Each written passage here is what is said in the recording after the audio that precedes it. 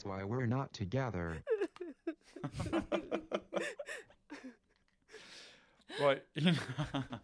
Well, it's funny. Like, from the very second you're born, you're separated from someone. Do you know what I mean? Because like, you're inside a belly, and you grow for months, and at some stage you become aware of your surroundings. I guess as a baby, don't you? Do you think? Yeah. Well, in as much as like Ruby's aware, like you're just in, and you're just nice, and you're moving around. You can't really see anything, and all your food has been taken care of, and you just feel. And then you're given birth to, and you're separated. Yes, yes. So why are babies and mothers? Well, the baby and the mothers stay very close for quite a long time, don't they? Like, how long did you breastfeed both Jack and Daniel? Yes, I did, and I'm proud of it. Did you? But I didn't do it until they were 3. I did it for like 6, 7 months, maybe 9. And I just remember I was trying to wean Jack off, and I had to spend 2 nights rocking him because he would be violently crying and wanting his boob. And I said no, and he was so distraught. Because I remember when we lived in Australia, I used to sing this song. Oh, my name is Jack, and I lie on my back, and I have no hair. What was it? Oh, my name is Jack, and I lie on my back, and I have no hair, and I sleep in my chair. Sleep in my chair, and I like to suck a milk from my mama's boobs. I mean, Yeah. But yeah, that was when Jack was very small. He doesn't do it anymore. And they both liked it. Yeah. And they refused normal milk. But why some mothers feed their kids, like till they're teenagers with breastfeeding? Mom. Teenagers? No, but I mean, how old is the oldest that people feed their kids? I think like 3 or 4. Yeah, it is funny to see a 3-year-old or a 4-year-old kind of walking in and just sort of, how are you? And just climbing up on his mother and pulling out her tit. Yeah. And just... Yeah. It's sort of weird. But I remember when Daniel, when you were carrying Daniel, your knockers got huge. Like enormous. They really got very big and like painful. 2 cabbages. Yeah. I was just looking at myself, and I was just like, Jack and Daniel, pay attention to your mom's boobs getting bigger. No, and I was mesmerized. I said, how is it even possible? Did you like it? Not when they were that big. No, because then they soar. Right. So they put cabbage leaves on top of them to relieve the soreness. Is that right? Yeah. They put the cabbage leaves in the fridge. I've got an article here that says why this mom is still breastfeeding her 9-year-old kid. Fucking my hell. God. 9 years of age. And? Yeah. It's cemented a lifelong bond between them. That's her justification, one of them. But as we get older, it's funny. So guys love to suck girls' tits. Is that why that we're into that as we're older? I think so. It's just like journeying back to your infant year. Yeah. And we all. But like, I mean, girls don't do it. love. Girls don't do it to guys. Guys. Some guys love it. What? Having their nipples sucked, I guess. Well, I mean, not gonna. Well, I suppose yeah. Do, No, girls. Like, they do. Girls suck guys in a different way. But like, can you imagine if you breastfed through your penis? Ah, come on. Sorry, guys. No, that's getting too awkward. Yeah, I know. Every time I want to go in a weird direction, I think my 2 sons are sitting over there. Yeah, maybe that's why you don't need to go weird. Yes. Anyway, listen. Yes, breastfeeding. Okay. Yeah, up until but it is funny. I mean, is that as good as it gets in terms of human existence, whereby the kid, the kids' little faces, they're sort of flat and they just can smush into the big, soft, warm breast, and so they have that feeling of comfort and closeness. and then the nipple is designed in such a way that it just fits perfectly into the little baby's mouth, got no teeth. And it's amazing. What do they call it? Latching, don't they? Latching? Yes. And they get the best nutrition. That's right. The Ever. first few days of the baby's life, the mother produces stuff called colostrum, isn't it? Yes. And what is in this this colostrum? All antibodies and this and that. Yes, and prepares. I wonder, is it good for us as adults to drink colostrum? Actually, I think you can buy Fucking hell. supplement called colostrum. Or just because I would know mimic- my would neighbor mimic- down the road. I'm not going to say her name, obviously, should I? But No. she's going to be giving birth in 2 weeks. Should I say to her, listen, you wouldn't express some of your tit milk? And she's very nice. She probably would. Yeah, I mean, like Did I you- used to express. Did and you drink your freeze. Did you drink your milk? No, I didn't actually. I should have tasted. I because did. I'm I think I actually did. I did curious. taste it. I think because it's very watery. I'm trying to think from Daniel and Jack's point of view. If I listened to my mother and father talking about, and Annette, Annette, did you taste the breast milk? Did you taste it? No, I didn't, David. I did. I thought it was great. So did you like it? I think it's very watery and it doesn't taste. Really Yeah, well, of anything. that's what I mean. The consistency of breast milk changes over time. I think it gets more watery as Does the it? kid is I'm- older. I'm not Is it- sure. It's very watery from the start. But I think we're still. It's funny. The first few years of a human's life, those first 2 years, really, it's like you're chasing that in various other forms, like, the intimacy and warm feelings that adults get. It has a real echo to a mother and baby. I know I'm in an area now where I'm potentially, but I'm trying to. Can the boys jump in here a little bit?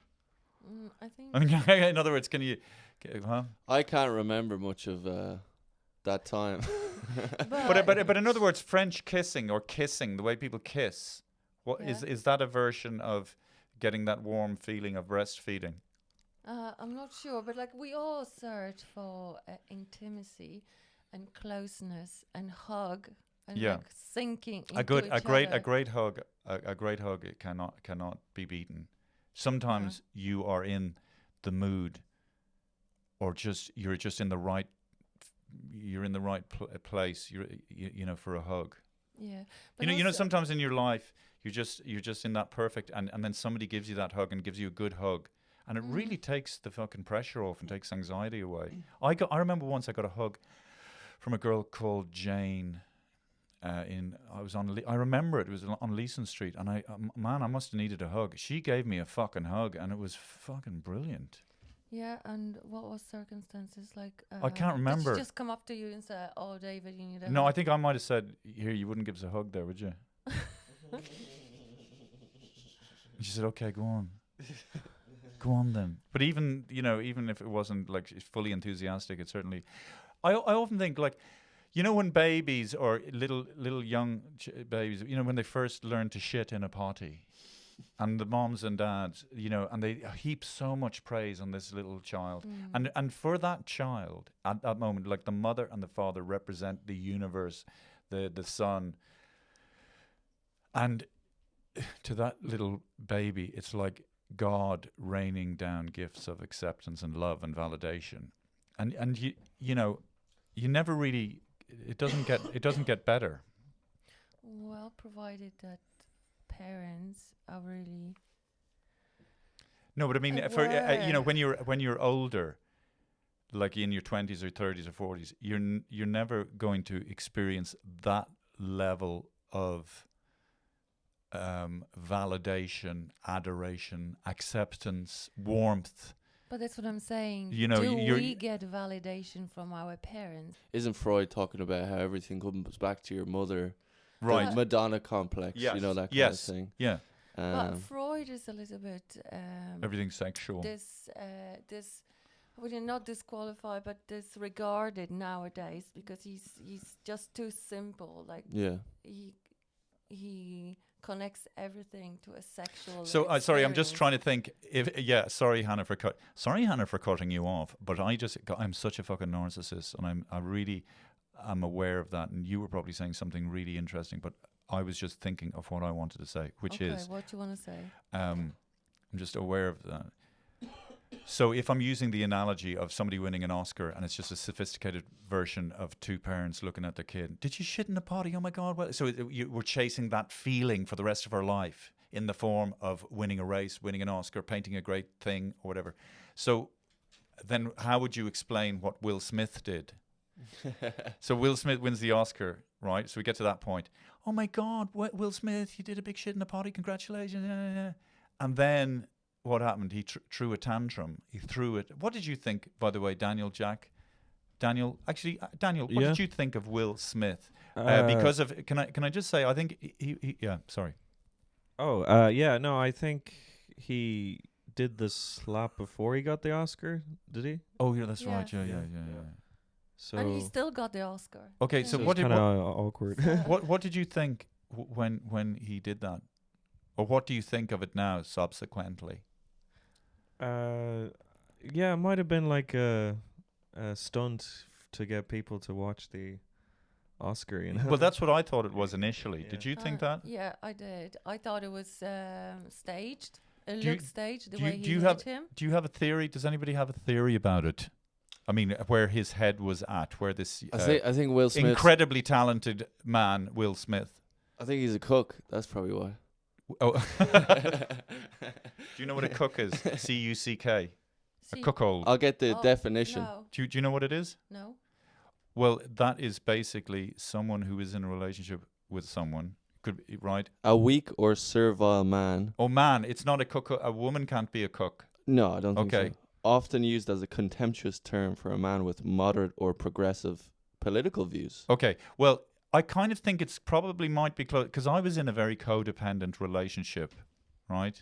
Mm-hmm. So like, every facial expression of this woman, I was reading it as a lesser or greater fucking rejection to me. I believed this person was the one. And by the way, just some advice to men or women or anyone in between. There's no and I'm not just saying this, but there is no such thing as the one romantically. Mm. I mean, you have, Well, we are the one. huh? We are the one for ourselves. Right.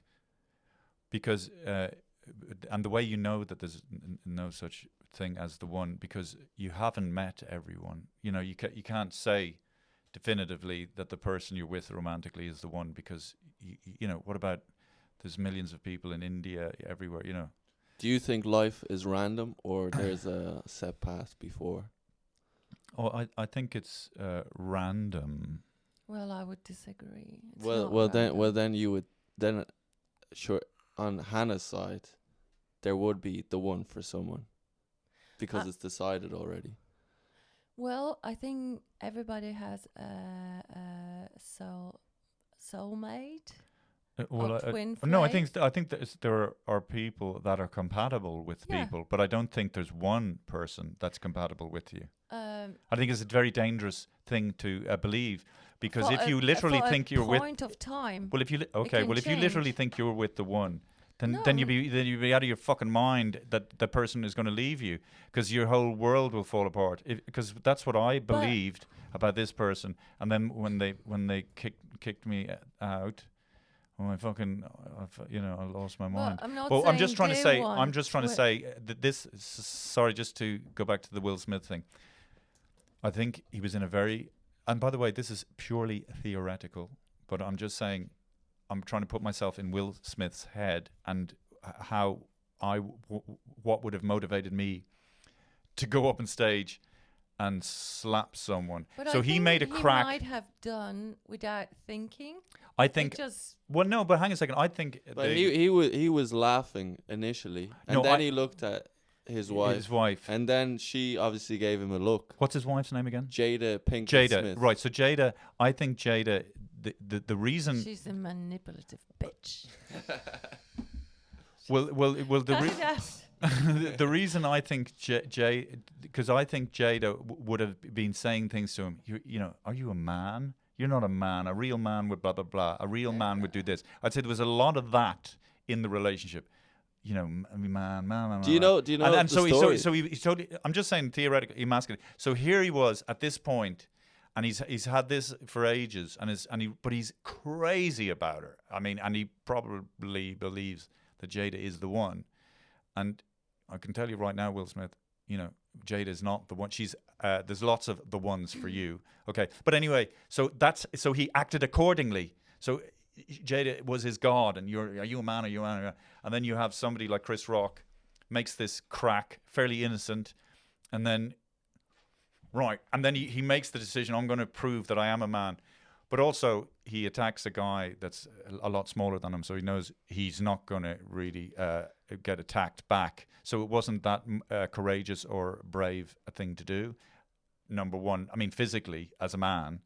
And secondly, it was a mad thing to do because it was, you know, televised. Sorry, Jack, you wanted to said that it was like shitting on a table during the dinner. We used to ask questions like that. For £1 million, would you, like at Christmas dinner, you know, everybody's sitting around, would you pull your pants down and just stand on the table and just shit on top of the turkey? What would be your minimum? What would be your minimum? Yeah. That's right. I For $1 million, I do it for $5,000. Oh, minimum. Jesus! No, but like would you shit on the table for 5,000 fucking pounds? Yeah. No, you would not, Jack. Shit on the table. What? I At mean, a dinner? Socially, Jesus it's socially Christ. socially it's unacceptable. But if you think about it practically, it's a very easy thing to do. You know, Well, you What- have so to- you- you so have what- if you break it down, how What's your much minimum- money you But- make per second. But you have to feel the urge of shitting. Yeah, Oh, we- for fuck's you sake. just- What you I'm just saying eat is, a lot of food. what's your minimum price, Jack? like listen, I would try and get a lot, and I would negotiate a lot. But if it was like the highest, they can go 5,000. Oh yeah, no, actually, probably wouldn't do it. €5,000. So you're there, and Probably people wouldn't are do it. sitting down, and you'd have to pull down your pants Oh yeah, but it's, and shit on the table, and then you but walk say, away. but say, Jack, say someone, okay, say for- someone would did. the answer is no fucking amount of money. You might not Because you know you might be poor, but at least you'll have your integrity, like your But, father. dignity. Like And what dig- kind of dignity? Oh, I have to tell you about dignity. You've done public urination, David, haven't you? Yeah, but I've done it with people not around. I'll be talking about integrity. It's very funny. I think this kind of encapsulates, to a certain extent, my life. I'm not talking about when I was an alcoholic, but a few years ago, my neighbor wanted to cut down some branches, right? And so there was this guy around the corner, builder, borrowed his ladder, went up the tree, and he wasn't holding it properly, and I might have said something to him or whatever. And then he said, well, do you want me to take it away? And I said, yeah, take your fucking ladder away, right? So he took the ladder away, and I had no way of getting down out of the tree. And I was stuck up in the tree, right? But I had my integrity. I stood up for myself. So I think my career, that how kind of did you get encapsulates. down? Well, luckily, your man Mark, is that his name? He's got a big van, and he pulled up beside the tree. It's got a big high top van, and I climbed on top of his van.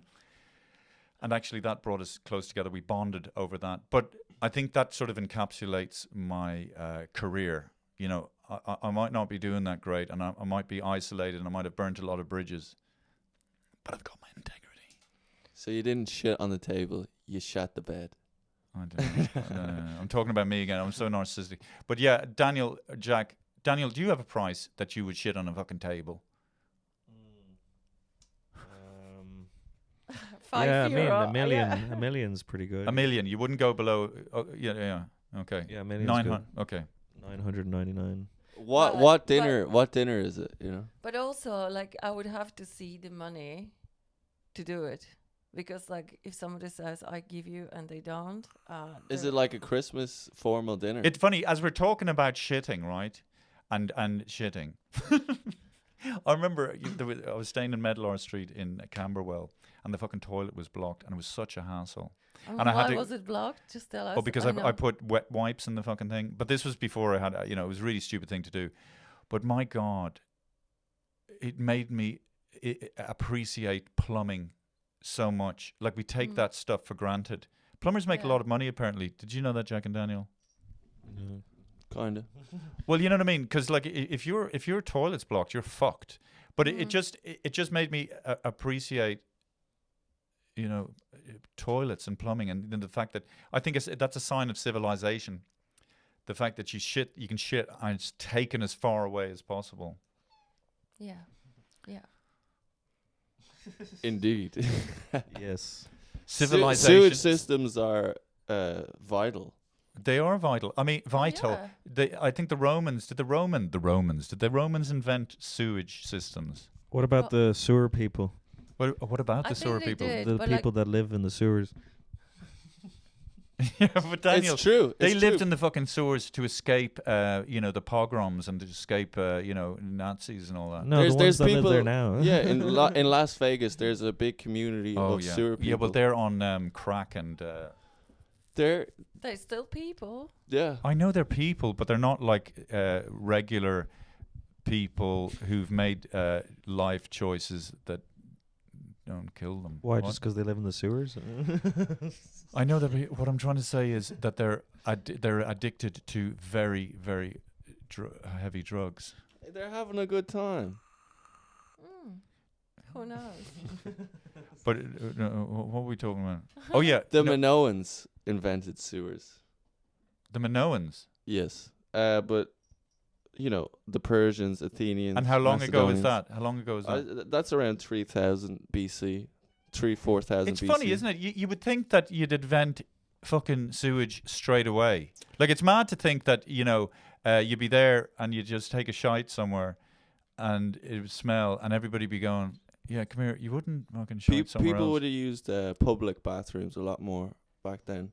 And you'd only really need a sewage system if you had a big metropolitan city. So when people, especially like in Europe, like in Germany and stuff like that. Do you ever see those castles where the toilet is like, you know, you just hang your arse over this hole and there's a big drop into the moat or well, something. my grandfather had this kind of toilet. Oh yeah, there was a toilet like that when I was in Ukraine. There was one of those toilets, those outhouses. Yeah, like But I mean, is it just a big cesspit, or like it wouldn't be flowing So- anyway? no. Well, so what do they do with all the shit and piss? I don't know. They just I don't know. They do something with it. The worst is when you have a fart and then it's not a fart. Oh yeah. A shart. Yeah, Mm. that is rough. Or when you get a shit attack and you're like about 5 minutes away from home and you're just like, you know what I mean? And then you just running into the house, and then you just, you know, that was what was that Dumb and Dumber? You remember we were watching that film and your man, he'd taken laxatives Oh and he just ran to the toilet and just his arse exploded into the toilet. That happens to me in Morocco. Go on, tell us. When were you in Morocco? I was in Morocco like With- 2013 with my then boyfriend Benjamin. Where's Benjamin from? He's Belgium, lived in Paris. And what did you think was funny about this guy, by the way? Didn't you say that? Did that kind of turn you off him a little bit, the way he pronounced words? No, it was cute. It's just So go on, what would he like say? He would, instead of mountains, he would say montagne. Or or he would read me books in English and I wouldn't understand because it was such a heavy How do you mean he'd read French. your books in English? Because he was a bit weird. So let's say What do you mean, be lying in bed with him? He'd read your fucking book? No. Was he reading your bedtime stories? Like, Yeah. no. But going back to Morocco, Yeah. so we were in those. We stayed in this beautiful Riyadh. Oh yeah. Those Riyadhs are really cool. Yeah. Really beautiful. And then we having breakfast, but you know, like the food and the hygiene was maybe not the highest quality. So I felt this urge to go to the bathroom, and I had to go, you know, 3 flights of stairs up, Yeah. and then, and you know, like it was like an avalanche of stuff. So I couldn't hold it in. Oh, so you shot yourself in the way to the jacks. So when And how did you? Oh go- yeah, and then you're in, when I then go you're to then the you're in a whole bathroom- then you're in a whole clusterfuck of shit. Do you know what I mean? That's the funny thing about shite.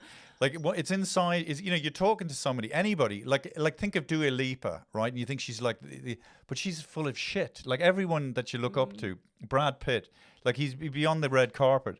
And he's probably got a little bit of a turtley old shit poking out his arsehole. You know what I mean? Like, I mean, everyone is full, to a lesser or greater degree, full of Yes. shit. But my God, very grateful for the sphincter and the arsehole containing the shit, because if you don't shit in the right place, you know, you're in a whole lot of trouble. Same with wanking. Yeah. So anyway, so Louis I CK. had to dispose my clothes. I didn't wash them. I just put them in a plastic bag. Oh yeah, and just bury them And just bury them. 300 meters underground. Yeah. But it's funny. Do you think men enjoy a shite more than women? I don't know. I think men would be more talking about it and expressing their love of a shite. Yeah, no, because I Yeah. actually a mate of mine, he'd say, "I'm going for a shite." Like, you know, I'm going for a shit. You know, you never hear a woman Or say that. maybe because they have a few moments on their own. Yeah. They close the door and nobody bothers them. It's like when you're working and you go to take a shite, and you know you just sit there for a few Yeah, minutes. actually, that's right. When I was working really hard during the Savage Eye, like, I mean, I'm talking about 18, 19 hour, whatever, and days. And that was the only time I kind of had to myself. And there was something very lovely, just having a shite. And in a way, you do. You have a relationship with the toilet. I often think sometimes, like, my arsehole is having a conversation with the jacks, with the toilet. And no, and the toilet never comes off great in that interaction. The toilet's just like there going, "How are you?" And the arsehole's going, "Wait till you hear this, huh?" The toilet's like, "You fucking really?" Whatever. And then you flush it and the toilet goes, "Okay, go on then. I'll see you next time." Sometimes when I'm pissing, do you ever sit the sound of pissing? You know, it sounds like what I imagine. What's that James Joyce Ulysses? You know, that sort of stream of consciousness. Well, it's literally a stream of consciousness. It's like kind of. Sometimes if I haven't slept enough, you know, I can hear voices in the sound of the piss hitting the toilet. I'm opening up here, guys. Anybody can jump in at any point. I mean, I'm the only one that looks like a fucking idiot here. So no, but what you're saying that you don't need magic mushrooms. You are on magic mushrooms. Oh my God, yeah, that's so true. Because I have to say, I do admire the shit out of you. Speaking of shit and stuff, that you were able to go on these ayahuasca weekends. Like, how many of those have you gone? I mean, I'm deadly serious, because I wouldn't go near that stuff. You go up the Wicklow Mountains, you sit around a drumming circle. First of all, I'm on the fucking spectrum, and I'd arrive to those drumming circles, and I'd look at that guy and that one, and I'd be going, "Good night." You know what I mean? "Hi, my name's Fer." "Okay, see you." You know, whatever. And, you know, your man going, "Hey, everyone." Boom, boom, you know. And then you're doing a big load of, what actually talk about, because a lot of people wouldn't have gone to, what am I talking about? Go on, sorry. What's an ayahuasca weekend? You go away, you meet with people. That is important that you have a proper shaman or a person who is. And how are the shamans, Lovely. like, how much, experience, like, or, you know, education does a shaman need to have before he can call him or her can call themselves a shaman? Well, I think they have to, you know, like, be like an apprentice for some time and do it himself or herself a few times or several Like, times. can you do a shaman course for a weekend? No, you'd have to do it for No, a few you can. years. Yeah, you have to actually. Is there I a think- qualification? Oh, qualification. Thank you. I don't think that anybody looks for the. It's like if you've gone for the to badge But anyway, or so- a certain amount of certi- festivals. So then you yeah, can- so And it's whoever a the person certificate, is, but they've had experience, and I they would have had a think good reputation. Yeah. So you go up to where- Wicklow, shaman. So tell us about the ceremony. So you sit there, hello, and then you're given liquid, is it? Yeah. Are you give reluctant to it- talk about it? No, no, no. Okay. You give in the brew. The brew is ayahuasca brew. Yeah. It's like a mixture of ayahuasca and matuma. I mean tobacco plant. Mm-hmm. Because ayahuasca on its own wouldn't allow you to go on a trip. Jesus Christ. Yeah. Wouldn't allow to because you have enzyme which destroy DMT. Because usually you smoke DMT. What's DMT for Christ's sake, Jack? Daniel, Hannah. It's Joe Rogan's Strong favorite stuff. word. Oh yes, Strong Joe stuff. Rogan's yeah. Joe Rogan was really into all this stuff. Yeah. Do you reckon, as a result of Joe Rogan doing it, he kind of reached a new level of consciousness, possibly? Because do you think it can open But people that's up? what I'm saying. That when you take it, let's say when you drink it, in that way, it allows you for a long journey. Because if you smoke it, it's a very short and intense. So that's the only way you can drink it and not being destroyed by your body. So when you drink it, you go on a journey, and that journey takes you to a different level of understanding world, seeing the world. And how long does it last for? Up to 5 hours. And You see, now, can I just and say... it all depends. And it says that the plant medicine is so clever that it knows what you need. Right. So there are some people who might drink it and have no experience Interesting. whatsoever because they're not ready. Maybe they need to just physically vomit and cleanse the body, Mm. and then maybe a second or third time they might give some experiences, some awareness, hearing the voices, messages. But you see, that's what I mean about you. I think that shows what a good, solid, authentic, nurturing person you are. That you can do and you've done them 30 or 40 times. Yeah, And over like 3 years. over 3 years. I mean, I'd just be so afraid. Like whatever doors are in my head, they're all sort of slightly open anyway. And the idea of doing that, I feel like I'm slightly a bit tripping out anyway. And I just, I think it would just tell me what I'm afraid to hear about myself, and I don't want to know that I'm a total cunt. Coward. Yes, I am 100%, Daniel. Yeah, that's true. But I'm a coward, do but it takes think- courage to admit that. Thank you. But I do think that you have to take informed decision, and one should read and educate themselves about it, because that's true. When you open the door, you can't close it. Can you not? No. Really? So if the door is open, it stays open. So Oh yeah, you're there are changed. You're some- changed forever or something. How do you know about that, Daniel? Well, like I've taken magic mushrooms, Oh, and Jesus you're Christ. not the same after them for sure. yeah, so it might have Hang on a second, Hannah. consequences.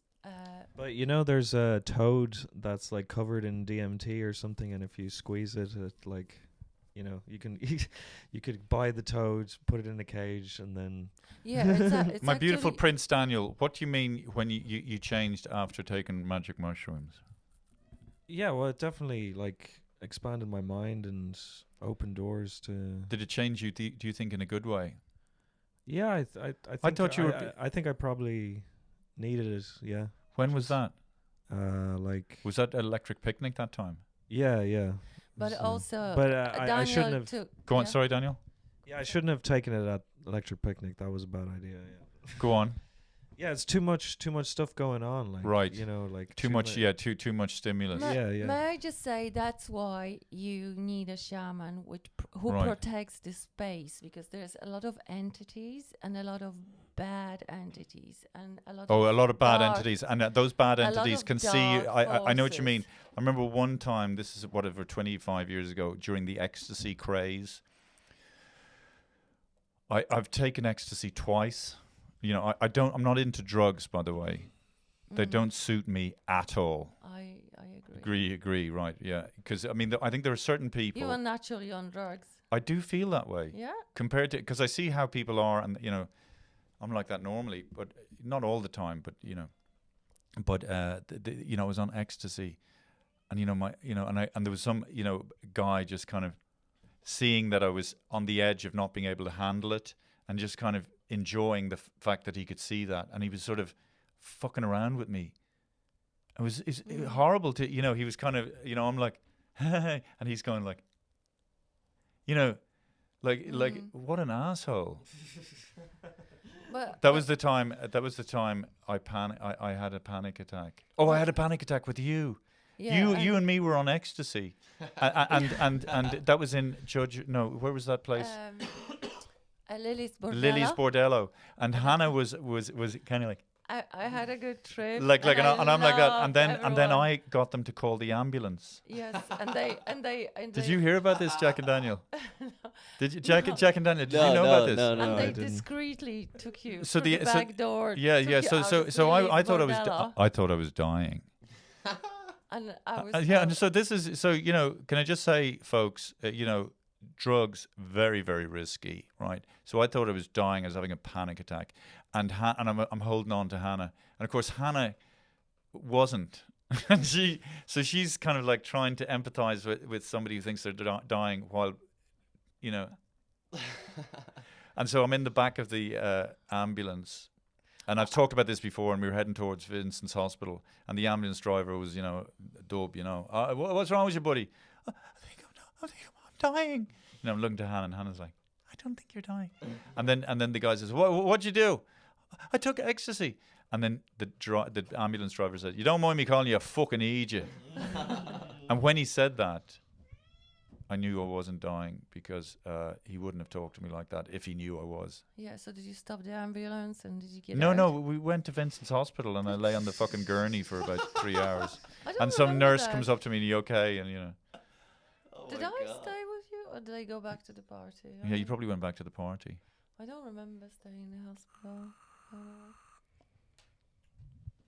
I wouldn't have stayed. Yeah, so if I was going to take drugs again, it would be in a medical environment under supervision. Actually, do you want to Take salvia. Actually, I'm just going to let Ruby out. No, she's okay. No, Why but are you she's- so She wants to go obsessed? outside. I heard Graham Hancock saying that there is some research being conducted in UK where they put people under ayahuasca under the medical supervision just to see To sort of DM to no, shake them not out of ayahuasca, whatever. No, under DMT, and they put it through the blood Mm. so they can stay on the trip for an hour. So they observe, they do MRI, and they Oh, yeah. observe them. How does this change their consciousness? Okay. And where do they go? How do they expand? You mean they can control it so you just trip for an hour? Yeah. So if you they find out the way to administer straight into your blood, so you can have a longer trips. Because if you smoke, Yeah. it's only 15 minutes max. It's really short and intense. But it's funny. I think we are designed as like if you look at us like if you look at the human body, there was a program on BBC, and they bring out an object, whatever it was, and nobody knew what it was, and the point of the TV program was to guess what the thing was designed for. Oh, okay. Right. So if you'd never seen a human body before, you know, I mean, it's incredible. It's got the hands and hinges and this and that and arms and mechanically and this. And if you put it on a table, you think, God, that's fucking amazing. That's designed to climb or do this. It's designed. So we are made to to challenge ourselves or whatever. I had a point, and I'm not sure what the fuck it is, but we're certainly not designed to sit on a fucking couch. And I mean, a lot of people are depressed for a fucking reason. Like, you should be depressed. Like, if you don't have a goal every day, if you don't have something to work towards or to challenge yourself, and I think I was talking to somebody who jumps in the sea every day. I mean, I think that's that's where that comes from, you know, where you're just putting yourself in a situation where it's really cold, it's very uncomfortable, but it certainly makes you appreciate what you have. You have to put yourself in uncomfortable situations to make yourself appreciate what you have. You have to force yourself, but people don't want to. I don't want to. My default position is to do fuck all. Yeah, And maybe once- that's what the you doing the ayahuasca is But- oh, no, But well, what you if were- you appreciate what you have and you just don't want to put yourself in Yeah, yeah. uncomfortable No, I once situations? I like, just you know. I just Well, I wanna think you see when you're say- younger, you kind of can goof off and not do much, and your body will be okay. But when you get to my age at 56, if you don't move and you don't challenge yourself and you don't you walk, die. your body just goes, Shuts down. we're dying then, are we? You know, but you know, because like I didn't move for a few months during COVID, and I got very creaky, and I think I aged about 5 years in about 2 months. but you know, like human body is so advanced. It's one of the most sophisticated machines. And I had an experience. I was swimming, and I was doing the backstroke, but I almost felt every muscle, every joint in my body. Sorry. So I just felt like this sort of super machine working incredibly smooth. Yeah. And I felt my arms, my legs, the synchronicity of every muscle. So I felt like a machine, like this perfect. I don't know how to. No, I know what you mean, but also when you think of the hundreds and thousands of years that has taken your body, it has taken for your body to be what it is. I mean, it's fucking mind blowing. That's if you believe in evolution, you know. And we've come from, I don't know what have we come from, Jack? We've evolved from little cells, little tiny organisms. Mitochondriacs. Mitochondriacs. No, what is it called? Was it? Didn't we come from bacteria, virus? Yeah. Well, no, we came from God. Oh yeah, but that's you know. But the hundreds of thousands of struggles and, you know, this and that, and then slowly, you know, coming out of the sea and not being able to breathe and going back in and coming down, and then to become what we are now. But even how life began at the very start. I think I was watching a documentary about little rock pools and so on, and the motion of the ocean coming in and out, and it was like a petri dish, and for whatever reason, just in that moment, the right chemistry, the this, the that, and just something that, and that's how we've got to where we are right now. For 2 billion years later. But even, you know, the way people want everything to be perfect, can't we all just live in a forest and, you know, blah, blah, blah. But life isn't like that. It's fucking messy. Life is messy, and it's chaotic, but out of catastrophe and, you know, bad things happening, good things happen. Like the fact that the Earth exists is because of big celestial, you know, explosions and crashes, and the moon and everything is just like, you know, remains of a big collision between two celestial bodies, and, you know. And I think everything is perfect, so you need conflict. Well, everything to isn't have perfect. peace. Yeah, but I know it's a perfect imperfection that it serves the purpose. yeah, it's almost like every second or third generation, the world needs to sort of eat itself a little bit, and conflict needs to happen, or something. You know, like war is never good. We've known that for years and years and years, but it's always happening. War has funded the, you know, development, particularly of the United States of America. They became a big power through war, and a lot of countries have become super rich and successful through war, particularly European countries. And governments are actually one of roles of government is to generate wars. That's what they do. They don't look after us. Yeah. They look out, you know, they generate war. I mean, you look at the current events, you know, so much money getting poured into war, and, you know, in England there's all like nurses striking and everything because they don't get a pay increase or anything like that. And but so much money getting funneled. It's into funny war. when we talk about war. You know, a few months back, I went to Ukraine, right? And I went to this village called Mushun, village town, and it's spread out. But the thing that blew my mind is the scale of what went on. Like just this whole town. I don't know how many square miles, but every single house was destroyed. I don't know, just a huge area.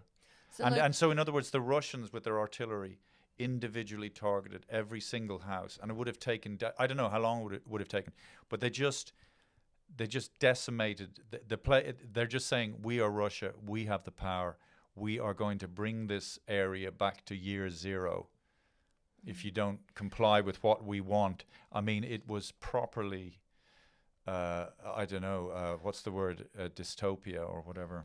Hell. I just think, you know, nowadays people should be reminded it's not a game, it's really happening, you know, because a lot of people see it as a game, you know, like they're playing the war games on the PlayStation. Oh yeah, Christ. And I'm telling you, they really don't see the difference between the war and PlayStation game. That's why they're so removed as well. You think people who play video games? No, it's just became so so removed from reality. The war, you know, that it's we're so exposed to it in the games, on the television. It is funny though that these atrocious things, these horrific things happen, and then they kind of weirdly turn into entertainment. Like when I think of being a kid, we would play cowboys and Indians, but the reality of that, the indigenous people in the United States, the people coming over and taking over that land, and the things that they did to the indigenous people, and they were seen. The Indians were seen as the aggressors, the American Indians, but they were just defending their land. But of course, I don't know, the Indians they weren't into the idea of possessing land. It didn't make sense to them. But it's funny, you know, like we were playing we're playing a version of that horrific thing. It would be like playing, let's play Titanic. Hey, listen. You know what I mean? And did do you you think want to be Indian or cowboy? I can't remember. You know, I think you just got picked. I hope pigs. I don't know. I hear that. So it's Christmas Eve, Hannah. Yes.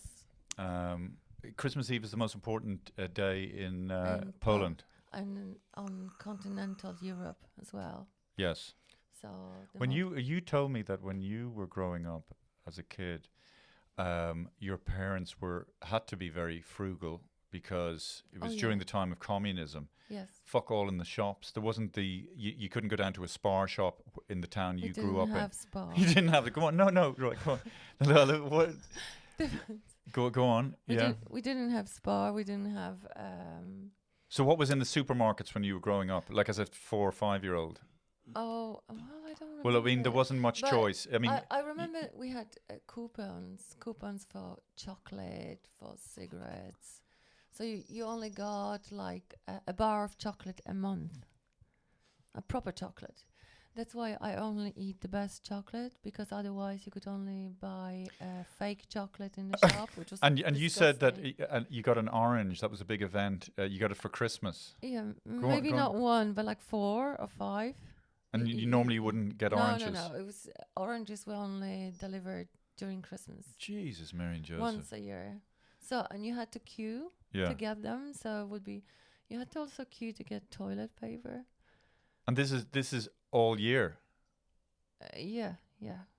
Like so it was the horrifying mismanagement of a country under the fucking communist rule. Yeah, it's we take everything for granted. We live like kings now. We can just eat anything out of season all year round. That's why a lot of the food that's out of season doesn't taste that great. Looks like a tomato, but it tastes like a fucking depressed snot. Yeah, and actually you should eat local and seasonal. And you should ride local as well, says you. What?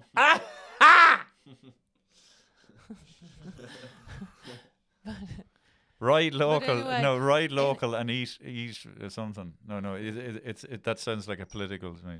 But you know, in Ireland during the Christmas Eve, Or it's eat just local. like a pub visit. Eat local and ride foreign, huh? Buy from your sister, but don't Okay. Eat local and write your sister now. Well, Okay, listen. wrap it up. Yeah, wrap it up. Okay. Well, look again.